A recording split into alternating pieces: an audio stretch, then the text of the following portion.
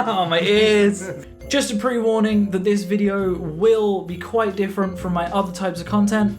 It will be slower and most likely be a longer video.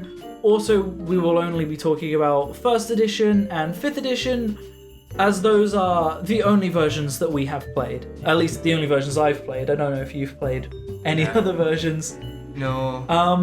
I would also like to point out that if we're looking over here quite often, it's because this is one of the few videos that I actually have a script for. Right. Scripted! But hopefully that should mean that compared to a video we've done before,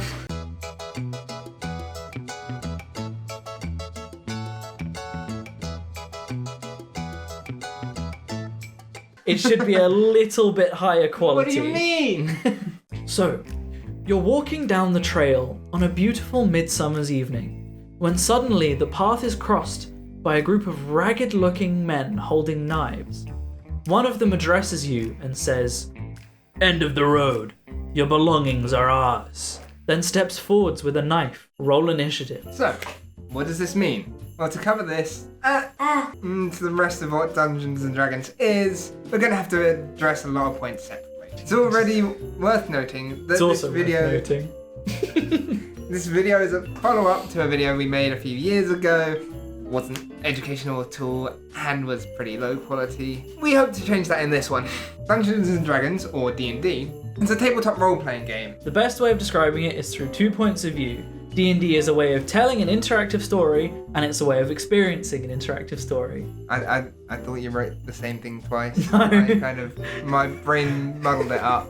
We haven't read this script through. What many people imagine when Dungeons & Dragons is mentioned is a group of nerdy kids in bad costumes shouting "Fireball" and talking about how their armor is impervious to all forms of damage. And this stereotype is a little bit incorrect. I mean, for starters, armor isn't impervious to all types of damage. That would just be broken. That would.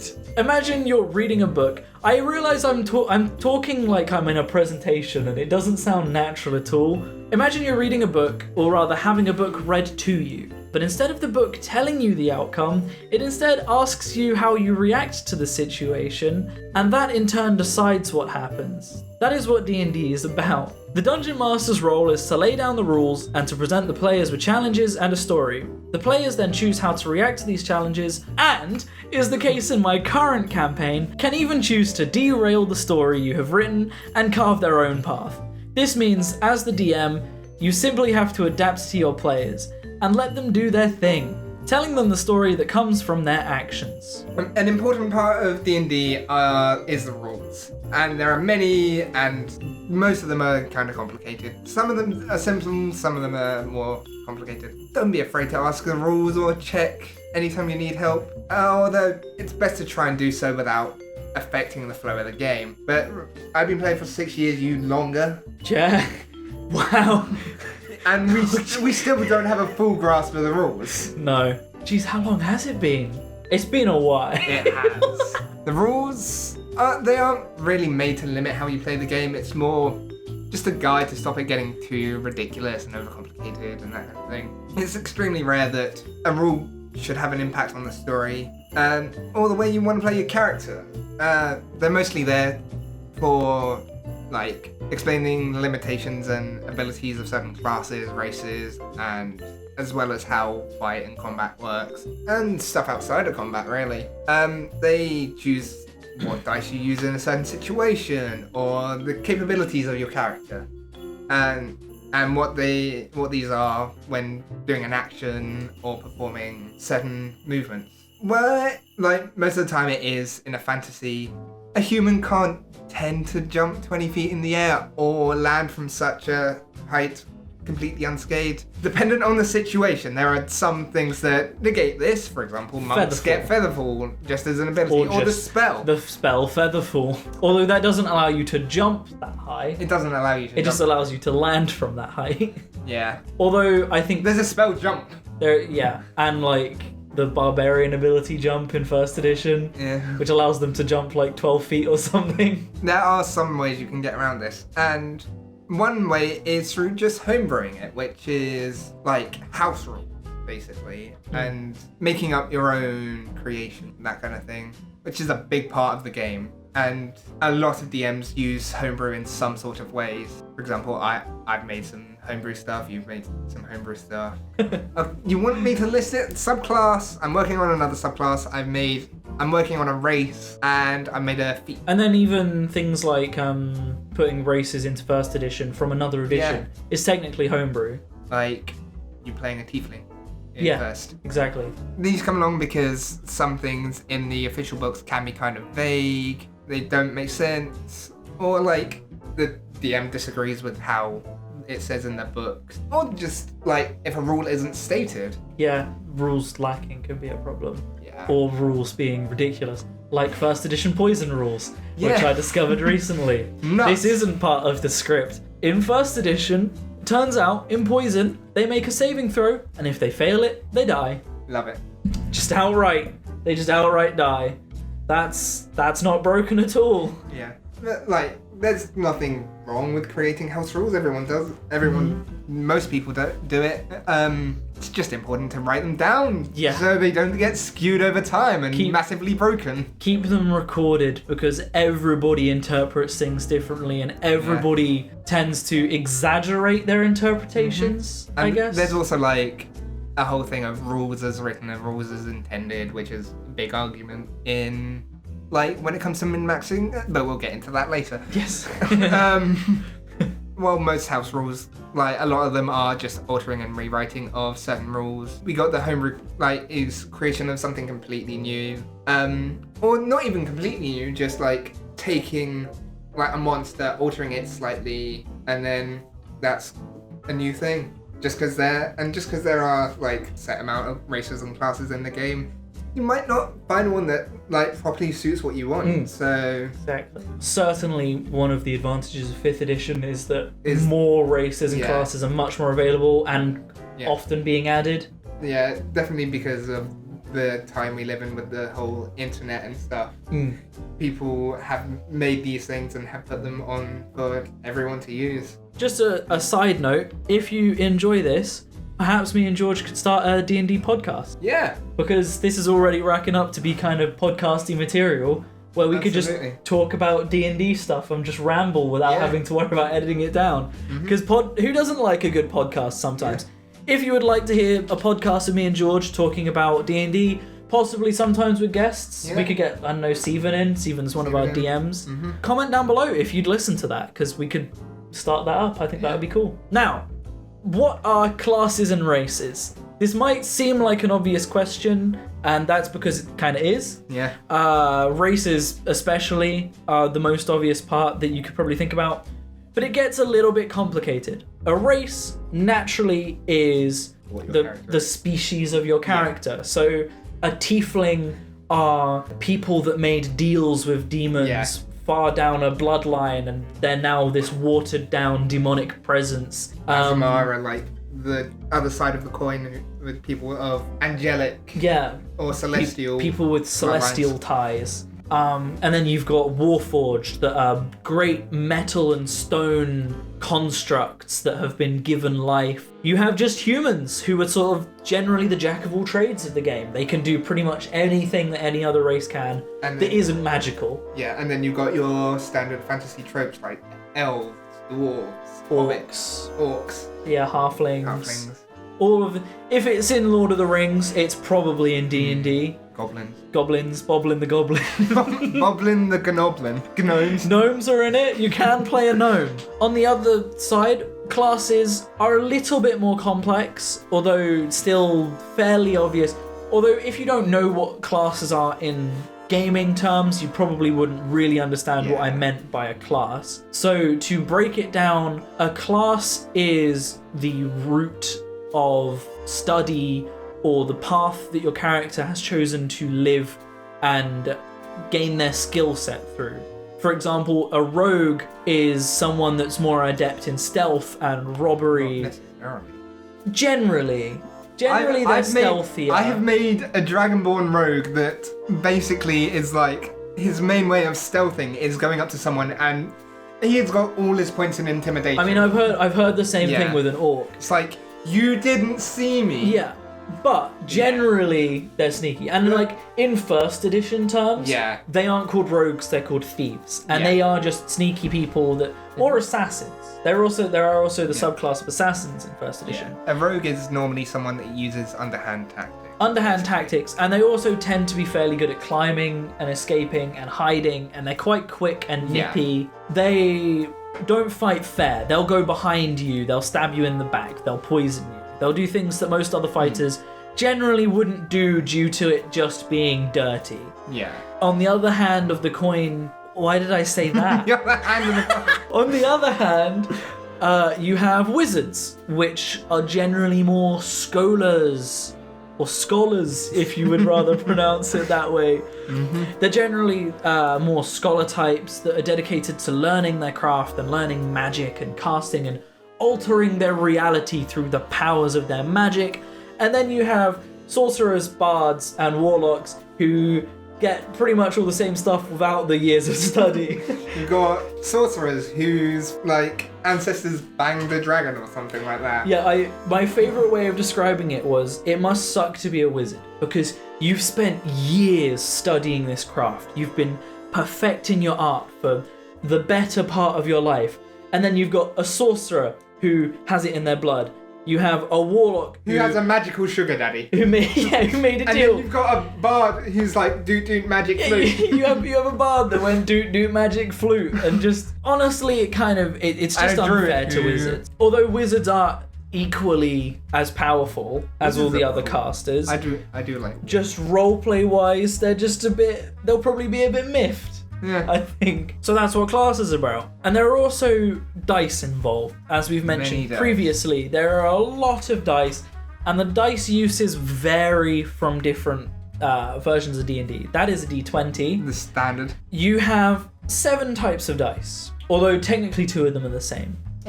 You have, in the usual set of D&D, you have a D4, or a 4-sided dice. I will be right back.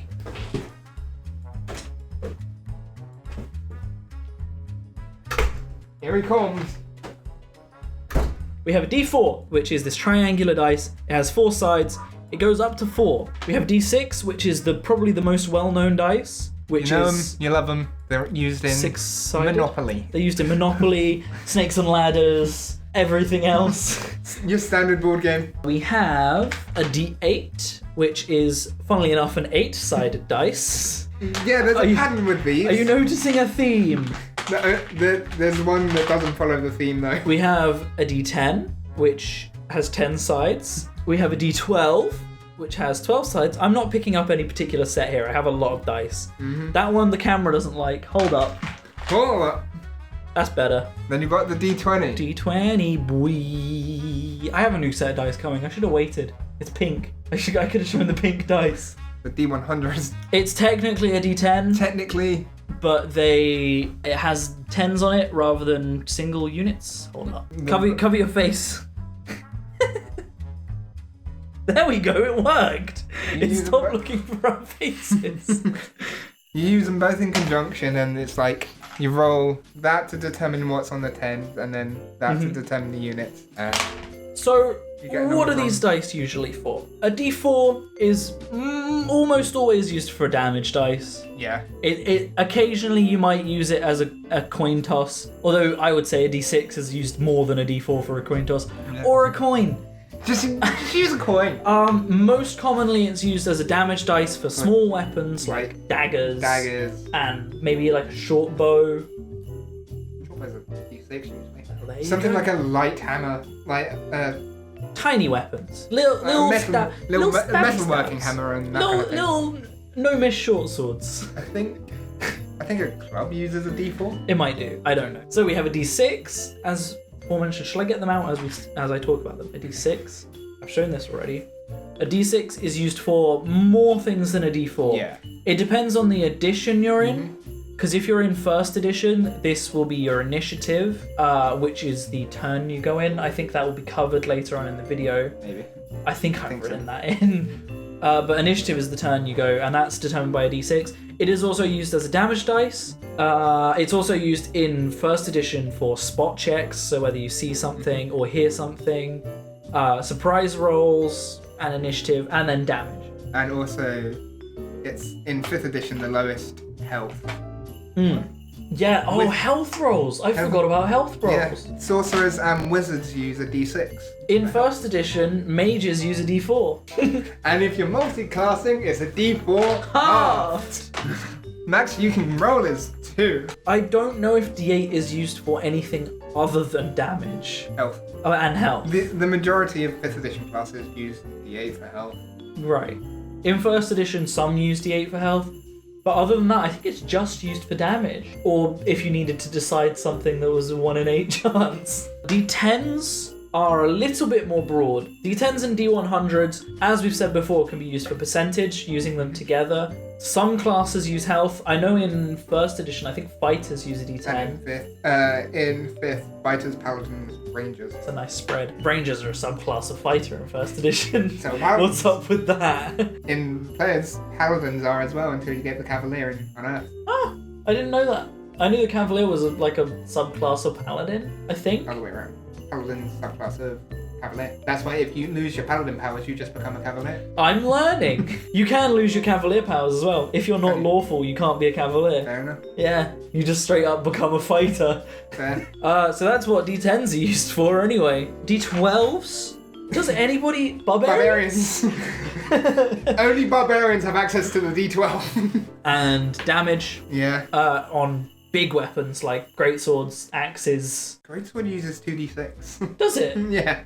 I swear there's a sword that uses it. Maybe. I don't know. I think great axes use a D12. They do in first edition at least. Maybe I'm more. And then you have the D20. This is my uglier D20 that George got me, which I then painted the colours blue. You didn't even paint them. No, I coloured them in with a pen. Pyro. No, it was a whiteboard marker. Oh, it was a whiteboard marker. D20. Now these are much broader. These are like one of the most in used, first edition, they are used for attack rolls and skill checks, and I don't think anything else. In first, it's used for skill rolls and hit rolls. So if you need to hit something, or if you need to lift something, you'd roll for your strength. And similarly, in 5th edition, they are used for skill rolls and hit rolls, but also for initiative and for spot checks and for perception checks. They're called, yes. But also the way you roll is different. This is one of the most confusing things for people switching between editions, I think. It's one of the hardest things for people to grasp when they've been, say, if they've been playing first and they move to 5th, it's very difficult to make the transition into what you need to roll. One thing we missed out for the D6, stats. Now, to explain the difference between skill rolls in 1st and 5th, I would have to have effort. No, basically, in 1st edition, you have your stat, which generally naturally goes up to 18, although I think you can level it using levels up to 20, and then through magic you can get it higher. But to beat a skill check in 1st edition, you have your strength. Say your strength is 16. You roll a dice. I rolled a 10. The 10 is below my strength, which means I made it. So the higher your strength, the easier it is to roll below your strength, and you'll make it. Now, sometimes you'll get bonuses and negatives to this as well. Very different. It's very different in 5th. So in 5th edition, you roll your stat. So you have a strength of 16, which means you get +3. So you get a +3 bonus from 16 strength, which means if I roll a d20, I got 16, which means my total will be 19. Basically, there is a predetermined number that the DM has. Called a DC, which is... Called a DC. Difficulty class?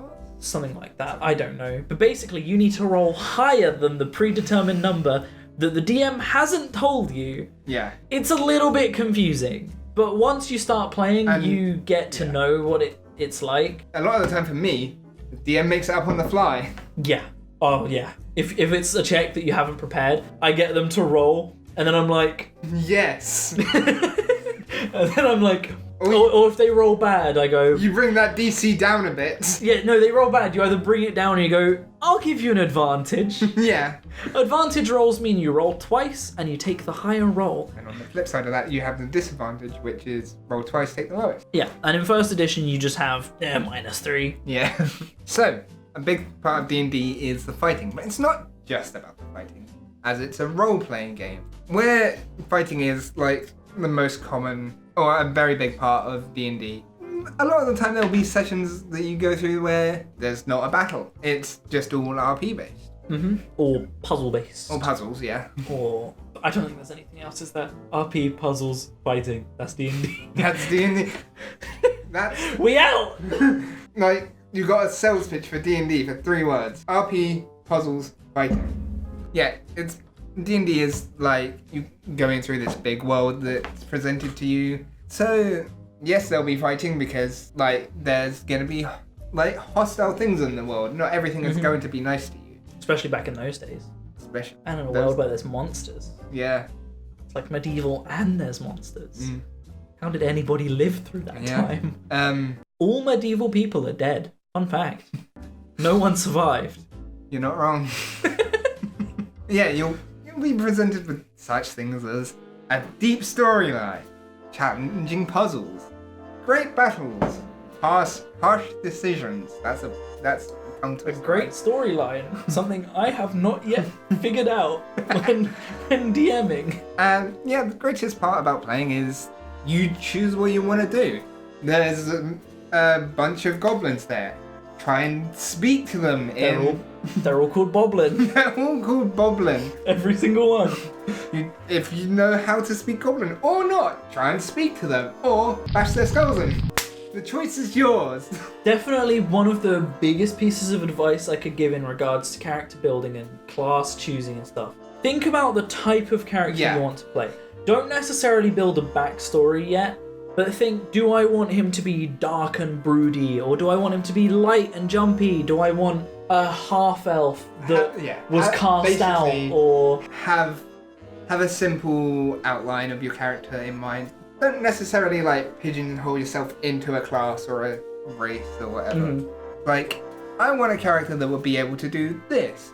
Great. Yeah, I want a character that acts in this way, so this class would be good for it. Don't go, I want this class because of these abilities, I'm going to build a character around that. Go, I'm going to choose my class around my character, because it makes for much better roleplay. There is nothing wrong with saying, I'd like to play this class because I'd like the abilities or whatever. Like, you're bound to do it. I've done it. Another minor little thing is don't chase numbers. Roleplay your character. If your character wants power, shoot for power, but don't just try and get the biggest numbers on the team. That's not what D&D's about. Sure, everybody wants to be a hard hitter, and everybody wants to hit harder than everyone else. But if everybody's battling to be the hardest hitter, it kills the roleplay.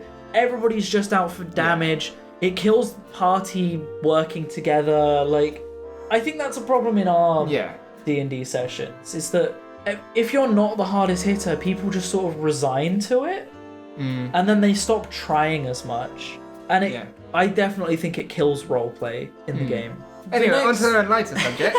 The next point I have is something we've already kind of covered, but it's what are D&D editions? And it's an interesting subject, really, because everybody has different opinions on D&D editions. You have 1st edition, 2nd edition, 3rd edition, 4th edition, 5th edition. There's also 3.5. Nobody talks about 3rd edition. It's always 3.5. People jump 3rd because 3.5 is a thing. And 3rd was like, I think it was an MMO? Or it tried to be an MMO. And I know Wizards are trying to do an MMO-like thing with 5th edition. But called eventually. 3rd edition wasn't popular. 3.5 was fairly popular. We only played 1st and 5th. We don't really know the other editions, so we can't really say what they're like. But 1st and 5th, we definitely can. And while they have their strengths, I would say neither edition is perfect. Especially 1st edition definitely isn't perfect. That can't be helped considering it was written in the 70s. Yeah. So it's, 40, nearly 50 years old?